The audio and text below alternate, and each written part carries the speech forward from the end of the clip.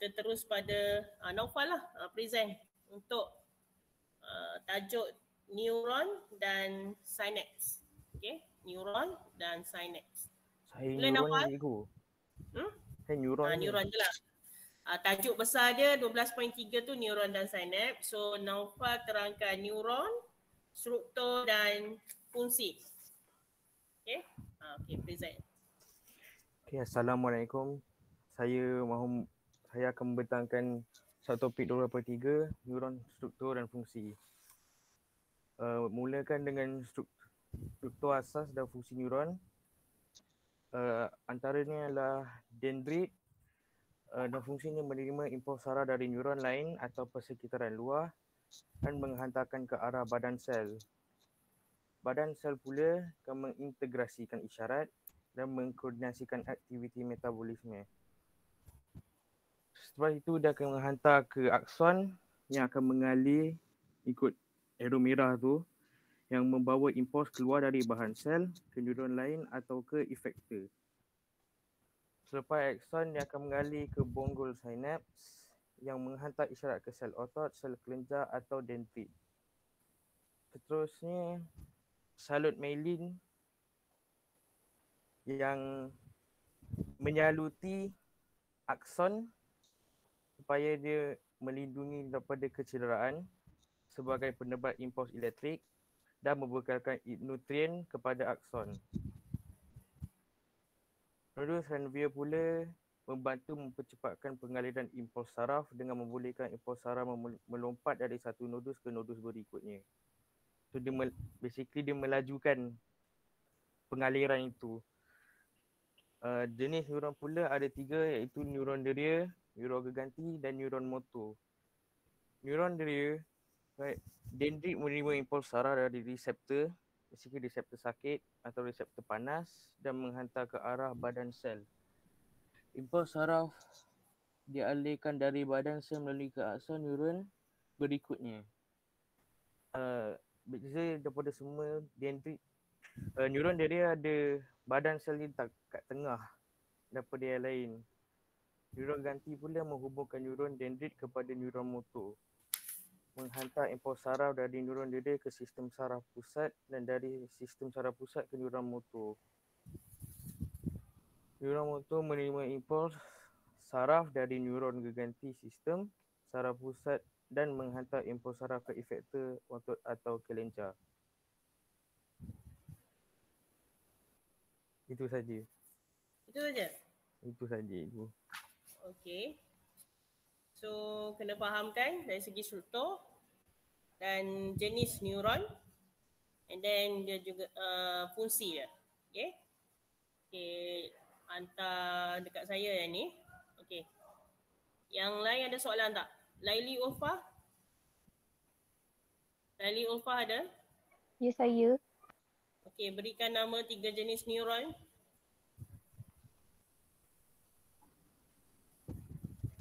Dengar tak tadi? Berikan 3 nama ataupun 3 jenis neuron. Ada 3 tu. Neuron motor, neuron deria dengan neuron geganti. Okay. Rukayah? Rukayah ada? Dah boleh stop sharing itu. Boleh stop kan? Tak apa. Thank you Naufal. Okay.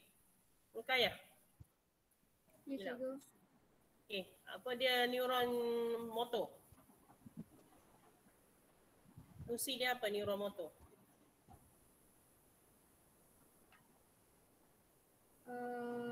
Menerima impuls saraf dari neuron. Fungsi, bukan ciri. Bezakan fungsi dengan ciri. So apa fungsi dia? Menerima impuls saraf dari mana?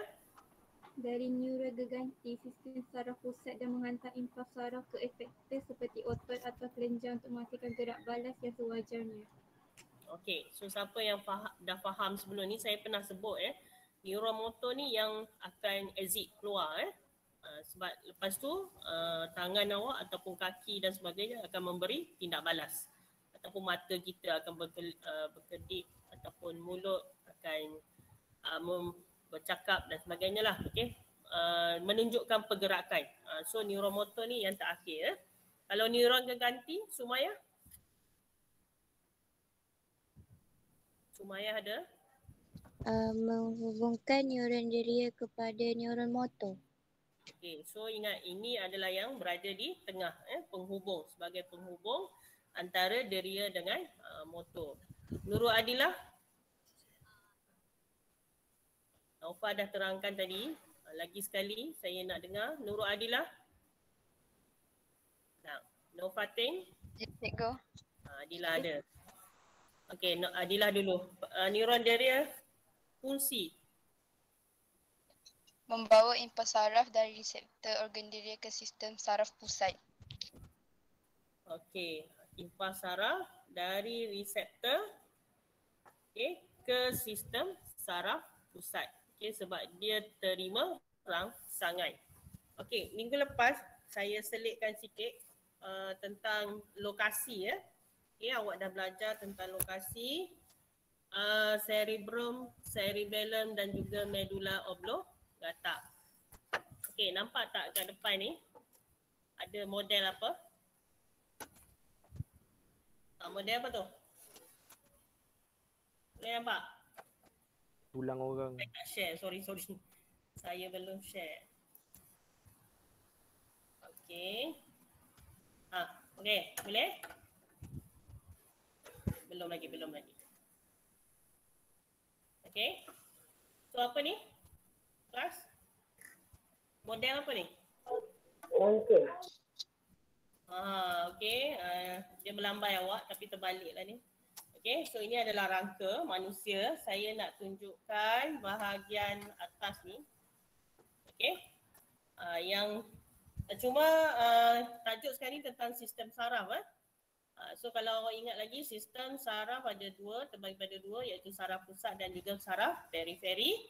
So saya fokus kepada saraf pusat Yang mana saraf pusat terdiri pada otak dan juga saraf tunjang. Okey, ingat pos. Okey. So otak dan juga saraf tunjang. So nak tunjuk pada awak semua ni daripada atas ni, bahagian bawah tengkuk ni, dan awak kenal dia sebagai medulla oblongata tu, sampailah ke bahagian belakang ni. Itu menunjukkan saraf tunjang yang berada di bahagian tulang belakang ni. Okey. Cuma ini sistem rangka, jadi saraf tu tak nampak lah. Dia cuma tunjukkan tulang belakang saja. Okey. Ini cerebral spinal ni yang kita dah belajar tu. Okey. So kalau mungkin tulang awak sendiri mungkin susah nak rasa nak tengok. So nanti kalau datang makmah boleh tengoklah. Dan ada tajuk untuk rangka ni. Okey, itu satu saya nak tunjuk. Okey, yang kedua, bahagian-bahagian. Okey, sekarang bahagian apa saya tunjuk ni? Kenal tak ni? Cuba labelkan yang atas ni. Yang ni. Seorang tolong bagi tahu apa dia, bahagian apa ni? Semua. Semua sekali apa ni? Baru belajar ni, bahagian atas ni. Keseluruhan bahagian depan otak. So, label dia apa, kelas? Cerebrum. Okey, cerebrum. Cerebrum yang kedua, yang belakang sikit. Itu adalah sebelum medulla ni. Sebelum medulla adalah cerebellum. Okay.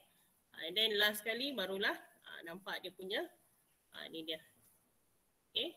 Dia punya medulla oblongata. Okay. So nanti bila datang dekat sekolah nanti boleh tengok lagi lah lebih jelas. Ini mungkin tak berapa nampak. So terpaksa juga tengok gambar lah. Okay. So itu adalah tentang bahagian, bahagian ataupun struktur yang mana awak dah belajar sebelum ni, iaitu tentang saraf yang bermula daripada sistem saraf pusat, iaitu saraf tunjang dan juga bahagian otak. Jadi hari ni awak kena tahu lebih spesifik macam mana maklumat itu dihantar melalui sistem saraf tadi. Dan dalam sistem saraf tu terdapatnya cara dia nak menghantar tu melalui struktur neuron deria dan juga neuron motor. Okey, jadi perlu tahu pula tentang untuk melabel struktur neuron. Okey, yang Amal sebut tadi, Amal Naufal sebut tadi, iaitu bahagian struktur neuron yang terdiri daripada 6 bahagian yang perlu awak label.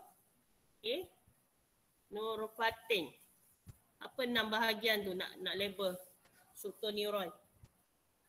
Neuroplatin? Mana pergi dah? Tadi ada neuroplatin. Ya, cikgu. 6 bahagian yang ada pada struktur neuron. Apa dia yang pertama?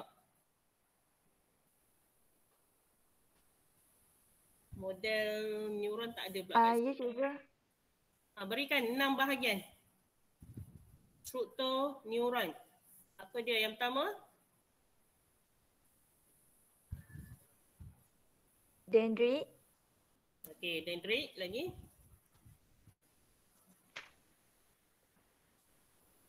Satu je, ada 6. axon, Axon, salur mielin, salut mielin. bongkol sinaps, Okey.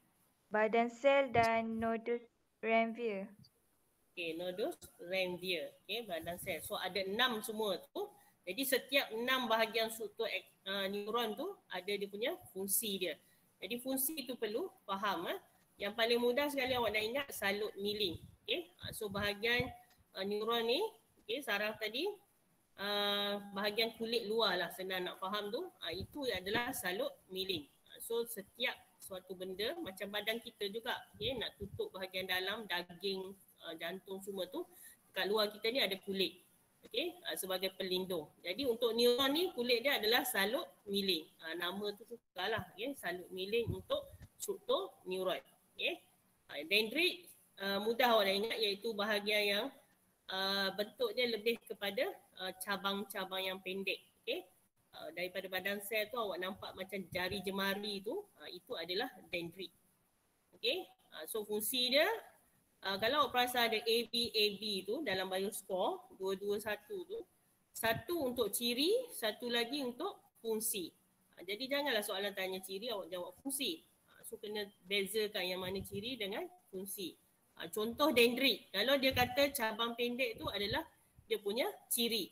Tapi kalau fungsi, dia menerima impuls. Okay? Impuls saraf dari neuron ataupun neuron sebelumnya ataupun dari persekitaran luar.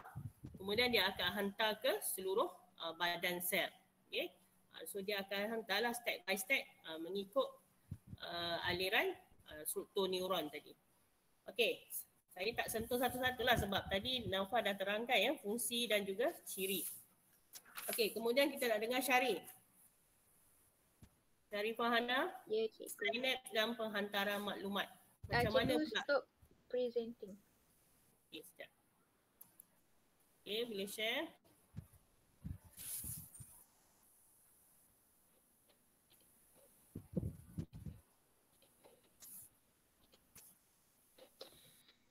Nampak kan cikgu? Okay, boleh. Teruskan. Okay, hai and Assalamualaikum. So hari ni saya akan menerangkan tentang penghantaran impuls merintasi sinaps. Masa pernah terfikir tak macam mana sel-sel otak berhubung ataupun neuron berhubung antara neuron tu dengan neuron tu? So dia berhubung melalui bonggol sinaps. Bonggol sinaps ni adalah pembengkakan pada hujung cabang akson.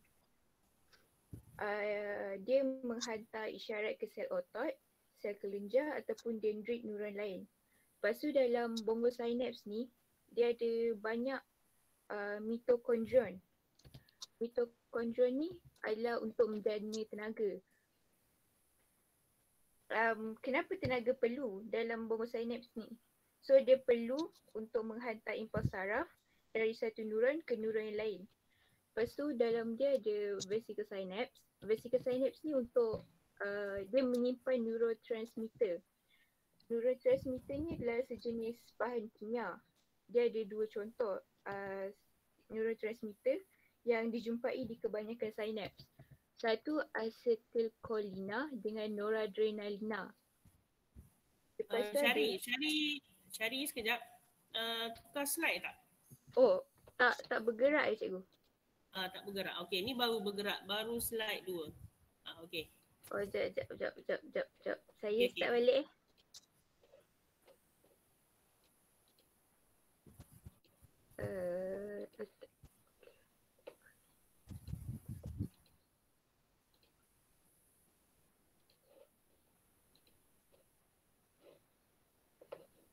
Jap. Tak apa, teruskan dulu. Slow-slow. Okey.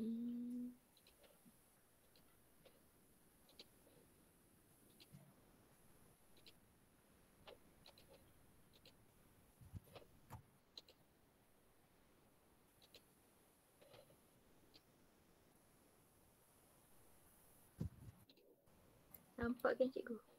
Dah. Okey. Penghantaran impuls merentasi sinaps. Oh, tadi saya tak next slide. Okay. Macam kat sini je.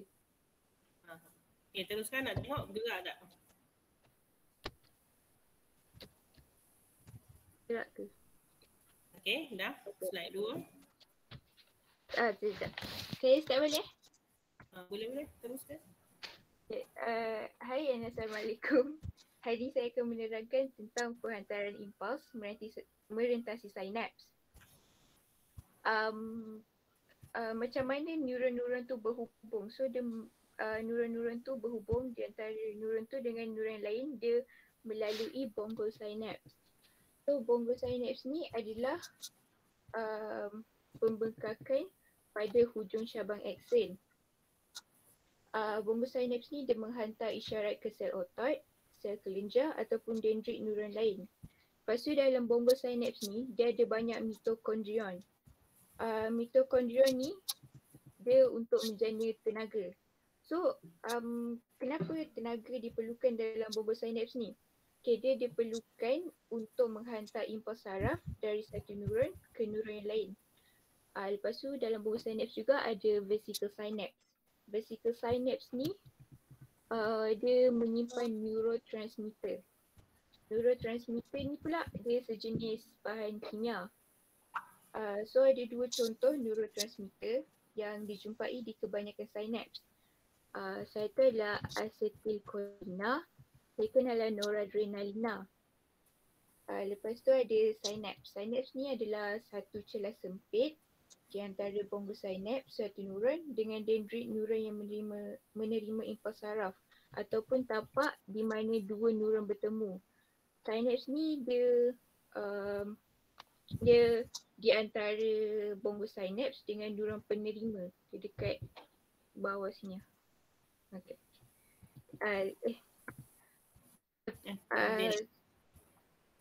Apa? Teruskan sampai mana dah? Okay. So macam mana impuls tu dapat dihantar merintasi sinaps?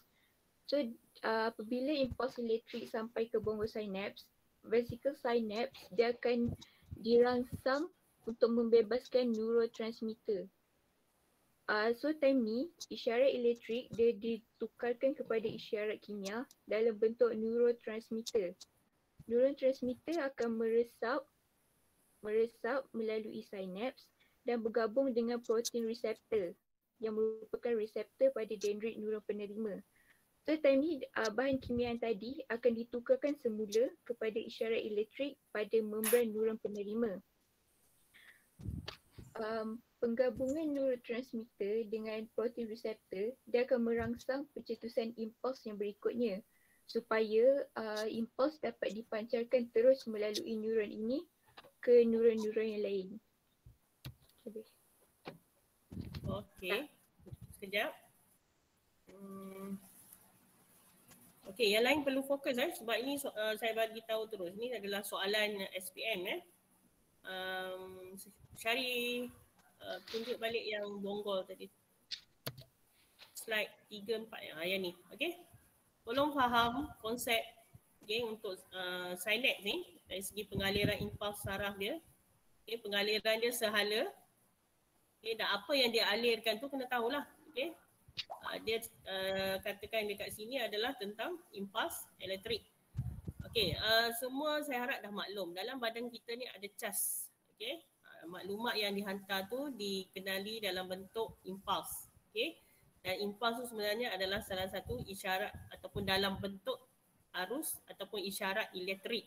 Bukanlah badan kita ni ada current yang tinggi, tapi ada cas, ada arus. Sebab tu awak kadang-kadang boleh terkena renjatan elektrik yang kecil. Okay, contoh keluar dari bilik aircon, pegang tombol pintu, awak rasa macam ada terkena sedikit renjatan.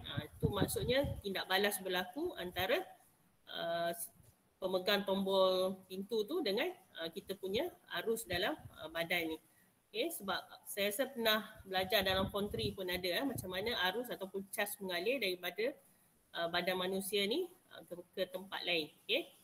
Jadi sebenarnya itu adalah merupakan impuls ataupun isyarat elektrik yang dihantar yang selalu kita sebut sebagai maklumat. Okay. Maklumat dia hantar ke otak untuk ditafsir dan interpret sebagainya tu. Itu sebenarnya melibatkan isyarat elektrik. Okay. Dan dia dihantar melalui synapse. Jadi that's why bonggol ni dalam SPM nanti ada soalan esei. So awak kena cerita tentang neurotransmitter tadi. Macam mana neurotransmitter ni berfungsi. Okay. Contoh kat sini dia kata meresap melalui synapse. So ada hubung kait antara bukan hubung kait dah ni. Ini dia punya best friend dia. Dia punya pertemuan dia di sini untuk menghantar maklumat tadi. Okay, meresap melalui synapse dan bergabung dengan protein reseptor. So kena faham dia punya hubungan dia di kawasan synapse ni. Okay, saya rujuk gambar rajah yang Syari bagi ni. Tengok kat slide ni. Okay. So dia bergabung dengan protein reseptor yang merupakan reseptor pada dendrit. So dendrit, ingat bila sebut dendrit je ingat dia punya rantai yang pendek tu. Okay, jari jemari yang pendek tu. Okay. So di situ dia, kedudukan dia di bahagian hujung synapse tadi. Okay. Dan synapse ni ada bonggol. So bonggol ni lah yang sangat penting untuk proses neurotransmitter menghantar maklumat. Okay. Kemudian satu proses pencetusan impuls, terusnya pemancaran maklumat untuk ditafsirkan melalui neuron ni akan berlaku. Terutamanya saraf pada bahagian otak kita. So synapse ni bukan satu tempat saja. Bukan dekat sini aja bonggol synapse ni ada. So sepanjang laluan sistem saraf. Awak boleh tengok ada synapse. Contoh yang ini dibesarkan di bawah mikroskop. Tapi kalau dia yang banyak di seluruh badan kita tu, awak boleh tengok gambar pada muka surat 222 tu, bioscore, bergambar kecil atas tu. Itu adalah synapse. Dia macam satu rantaian lah untuk menghantar maklumat tadi. Okey, saya teruskan sebab saya rasa tak lama dah ni. Internet pun dah low. Okey. Teruskan dengan Nabila. So nanti terus pada latihan lah. Okey, Nabila Huda. Sekejap cikgu. Okey, yang tak faham boleh PM saya. Cuma ada seorang lagi saya tertinggal belum jawab dia. Tak apa, nanti ada masa saya jawab. Yang tak faham tolong tanya, tolong PM ya. Okey, Nabila Huda. Nampak ada yang nak tanya tak untuk yang Syari tadi? Sementara Nabila bersedia. Semua faham ke? Nabil ada? Tak dengar suara ni? Ada cikgu. Ada. Nampak kan cikgu? Okey, sekejap. Nampak. Kejap ya. Saya ambil attendance. Okey. Belum. Tolong share screen. Belum lah. Nabila. Sekejap cikgu.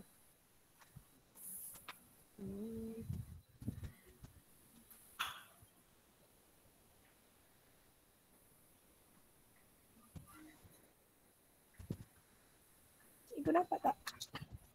Okey, on the way. Okey dah. Nampak. Nampak. Okey. Ya. Okey, teruskan. Okey, Assalamualaikum. Hari ini saya akan membentangkan tentang tindakan terkawal dan luar kawal. Seperti yang kita tahu, tindakan terkawal merupakan tindakan yang kita sedari dan boleh mengikut kehendak kita sendiri. manakala tindakan luar kawal merupakan tindakan yang dilakukan secara automatik dan ia berlaku secara tanpa kita sedar. Terdapat persamaan dan perbezaan antara tindakan kedua-dua tindakan ini. Persamaannya iaitu kedua-dua tindakan ini melibatkan rangsangan, impuls, neuron dan organ efektor. Dari segi perbezaan, tindakan terkawal merupakan tindakan yang kita sedari dan dilakukan mengikut kehendak kita. Contoh tindakan terkawal iaitu membaca, menulis, berlari dan bercakap. Tindakan ini melibatkan sistem saraf soma dikawal oleh korteks cerebellum dan melibatkan gerak balas otot rangka. Dari segi tindakan luar kawal, tindakan yang berlaku secara automatik dan berlaku tanpa kita sedari. Tindakan luar kawal ni terbagi kepada dua kumpulan iaitu melibatkan medula oblongata dan melibatkan saraf tunjang iaitu tindakan refleks. Contoh yang melibatkan medula oblongata iaitu denyutan jantung, pernafasan dan rembesan air liur.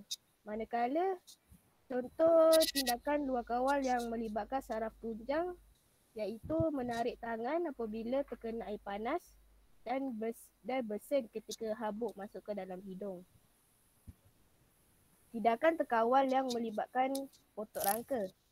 Tindakan terkawal seperti berjalan, bercakap atau memberes gigi merupakan tindakan yang disedari. Misalnya, anda boleh secara sukarela mengangkat tangan untuk menjawab soalan. Tindakan terkawal yang melibatkan otot rangka dikawal oleh korteks cerebellum. Oleh sebab maklumat sampai ke korteks cerebellum iaitu aras kesedaran kita, persepsi tentang persekala luar dapat dihasilkan. Berikut merupakan laluan penghantar maklumat dalam tindakan terkawal yang melibatkan otot rangka. 1. Rangsangan berlaku apabila guru menyoal murid. Kedua, reseptor menerima rangsangan dan menghantar impuls saraf ke cerebrum melalui neuron deria. Ketiga, bahagian cerebrum menginterpretasikan impuls saraf untuk dihantar ke efektor. Keempat, efektor iaitu otot rangka menerima maklumat tersebut. Yang kelima, murid mengangkat tangan untuk menjawab soalan iaitu gerak balas. Tindakan luar kawal yang melibatkan otot rangka iaitu gerak balas refleks. Arka refleks 3 neuron. Beberapa situasi memerlukan serta-merta dan spontan. Contoh, jika jari tercucuk pin tajam, anda akan mengalihkan jari serta-merta tanpa berfikir panjang. Ini dikenali sebagai tindakan refleks. Kelipan mata juga merupakan salah satu tindakan refleks. Apa itu tindakan refleks? Tindakan refleks ialah gerak balas pantas terhadap rangsangan tanpa dikawal oleh otak. Laluan saraf yang terlibat dalam tindakan refleks disebut arka refleks. Tindakan refleks mengalihkan jari daripada pin tajam melibatkan 3 neuron dan komunikasi antara neuron dalam sistem saraf periferi dan saraf tunjang. Ini merupakan gambar untuk arka refleks. Arka refleks yang melibatkan 3 neuron dan saraf tunjang. Apabila jari tercucuk pin tajam, reseptor deria mengesan rangsangan dan mencetuskan impuls saraf. Impuls saraf dialihkan di sepanjang neuron deria ke saraf tunjang. Dalam saraf tunjang, impuls saraf dipindahkan dari neuron deria melalui sinaps ke neuron geganti. Dari neuron geganti, impuls saraf dipindahkan ke neuron motor. Dan neuron motor mengalirkan impuls saraf dari saraf tunjang ke efektor iaitu tisu otot supaya jari dialihkan dengan cepat. Terdapat 3 kepentingan tindakan refleks. 1. Tindakan refleks menghasilkan gerak balas spontan tanpa perlu menunggu arahan dari otak. Kedua, masa tambahan yang diperlukan untuk otak menganalisis maklumat sebelum mencetuskan gerak balas boleh menyebabkan kecederaan serius. Dan terakhir, oleh sebab tindakan refleks melibatkan saraf tunjang, otak dapat bertumpu kepada aras pemikiran yang tinggi. Arka refleks dalam setakan lutut yang melibatkan dua neuron. Satu lagi tindakan refleks iaitu setakan lutut atau dikenali sebagai refleks patella. Refleks ini menggunakan laluan darat yang melibatkan dua neuron iaitu neuron deria dan neuron motor. Apabila tendon di bawah tempurung lutut diketuk, otot quadriceps menjadi regang dan merangsang reseptor regangan untuk mencetuskan impuls saraf. Neuron deria menghantar impuls saraf ke neuron motor dalam saraf tunjang. Neuron motor kemudiannya menghantar impuls dari saraf tunjang ke efektor iaitu otot quadriceps. Dan terakhir, otot quadriceps mengecut lalu menyebabkan kaki tersentak ke hadapan. Dah. Dah cikgu. Okey. Ada soalan yang lain? Semua tak nak tanya, semua dah faham ke? Semua kurang faham. Semua kurang faham. Tapi tak ada soalan, macam mana tu? Okey. Boleh stop dulu, thank you. Nabila Huda, terima kasih ya. Hantar slide tu. Okey. Okey, ya dekat mana Nabil nak tanya soalan? Okey, kalau Saya pun dekat semua. tak adalah. Nak kata semua jahat sangat. Dekat tindakan luar kawal kot. Tindakan luar. Kawal. Okey, kita tengok ya. Start situ pun boleh kot. Fungsi neuron motor tu situ boleh lah. Okey.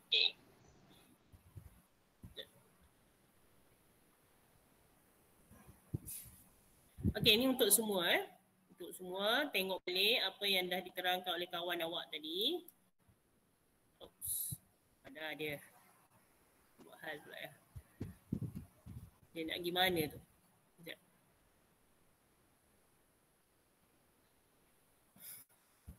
Ini promosi untuk awak pula.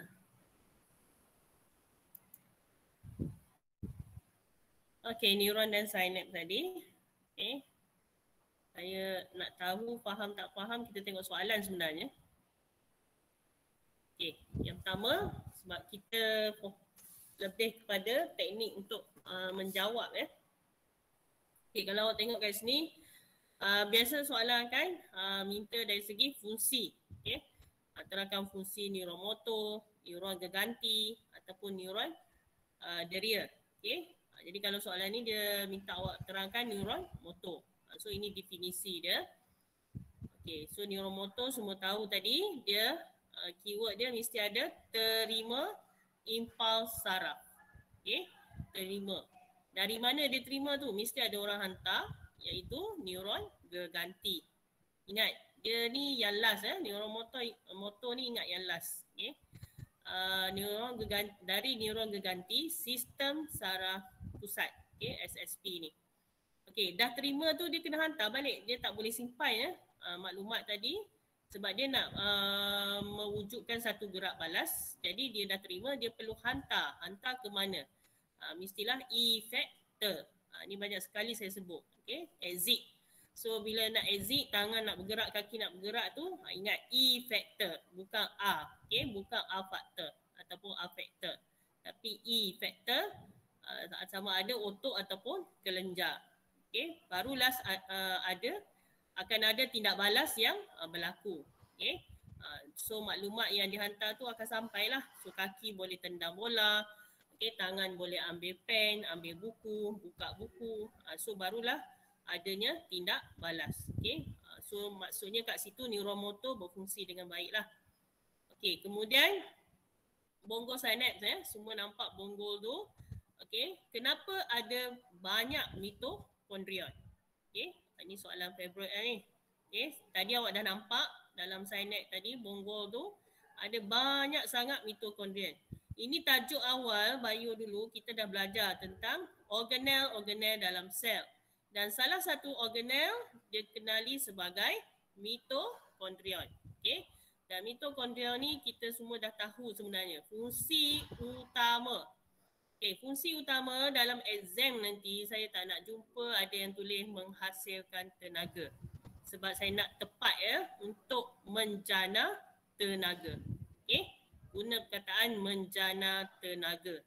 Okey, yang diperlukan untuk penghantaran impuls saraf. Okey, maksudnya dekat sini dari organel mitokondrion tadi, okey, ada tenaga yang dijanakan, barulah impuls saraf tadi okey boleh dihantar mengikut dia punya mekanisme dia dari satu tempat ke satu tempat yang lain. Okey. Okey, seterusnya nombor 3, soalan yang selalunya ditanya.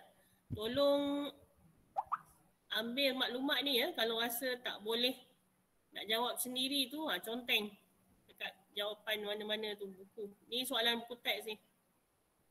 Okey. Tengok buku bersih je. Okey. Contoh soalan ketiga.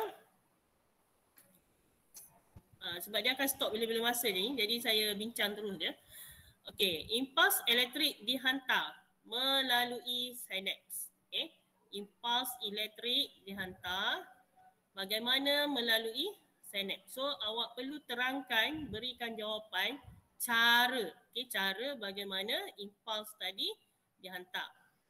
Okey, untuk ini kena faham maksud impuls. Okey, maksud impuls. Jangan pula awak tanya impuls ataupun masih belum dapat beza elektrik, impuls elektrik dengan impuls saraf. Itu bukan benda yang berbeza. Okey, awak kena faham konsep impuls. Okey, Syari, apa dia maksud impuls, Syari? Syari? Impuls tu adalah gelombang charge positif yang dialihkan di sepanjang aksen ke bonggol sinaps. Okey, so yang lain tu tolong fahamkanlah ya. Satu gelombang, okey.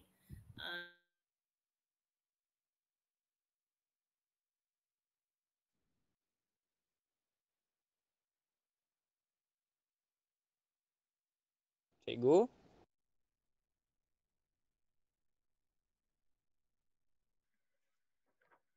Cikgu lag. Gelombang, impuls apa lah tu? Satu gelombang apa?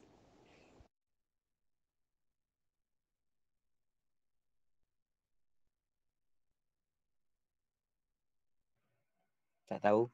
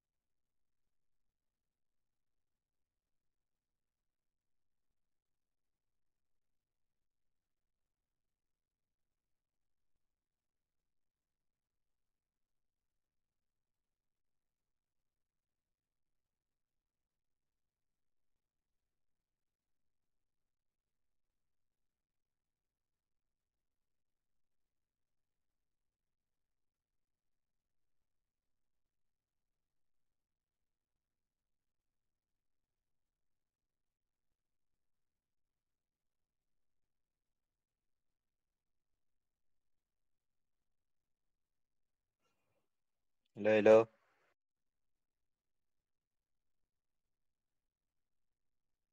Ya, cikgu.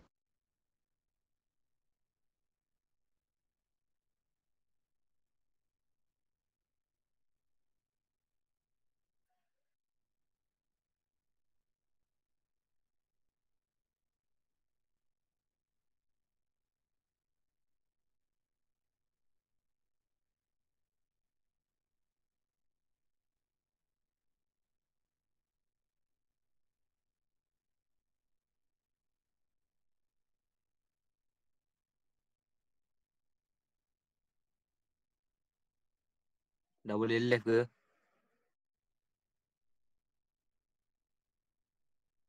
Entahlah.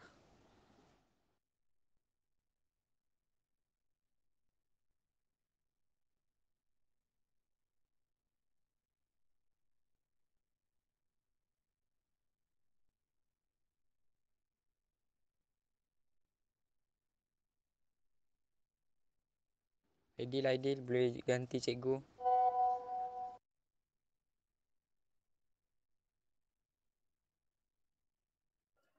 Kurang ilmu.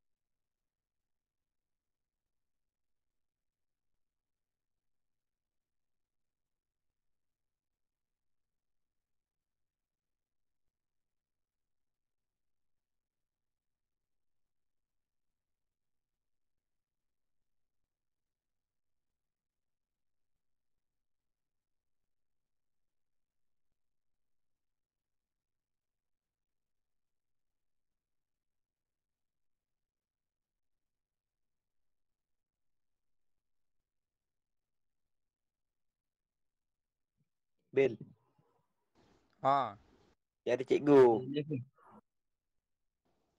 Din. Kau ada ni kan nombor pengetua kan? Lagi call dia. Siapa? Sam. Ha. Muhyiddin. Muhyiddin.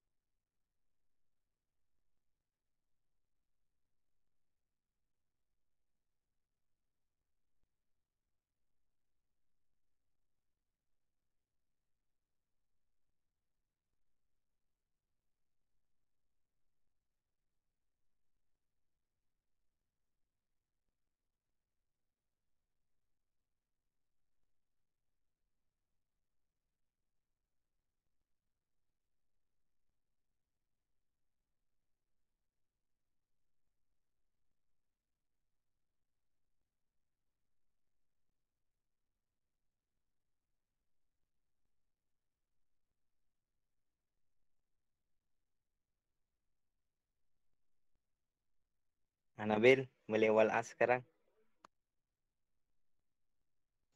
Serius lah. Saya check dulu. Tanya cikgu.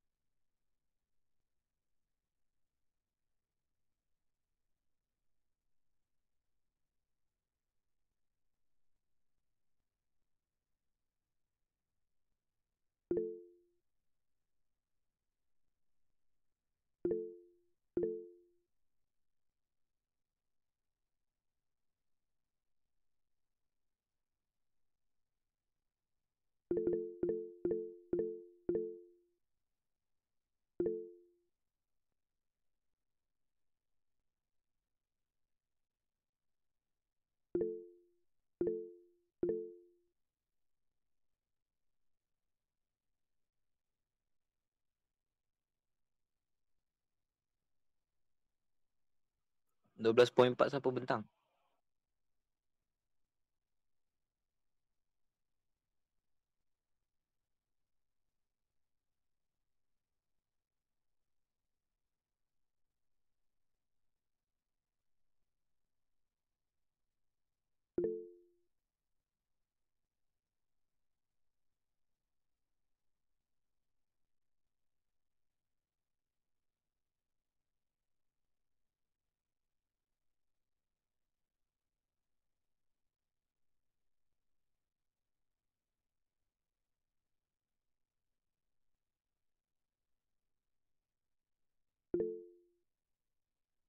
Ya, Lalang cikgu tak ada ni, buatlah latihan tu.